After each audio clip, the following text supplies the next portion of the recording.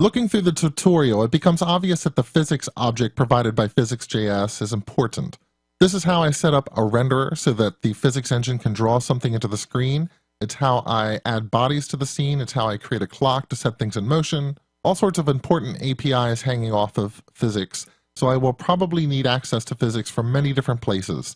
And instead of using the global physics symbol directly, I want to register the symbol as an Angular service so that I can inject it into other components.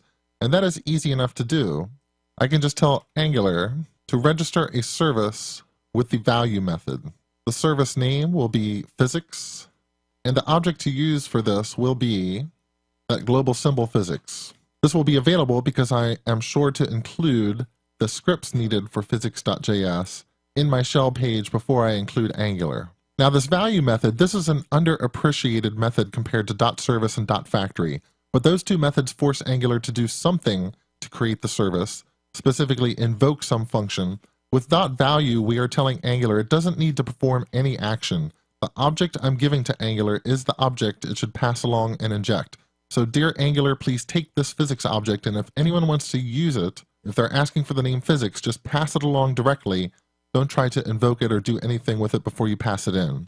And now that this is in place, I can inject physics into controllers and directives and other services. Let's see how that works in the next clip when we build a directive to wrap the canvas element for Physics.js.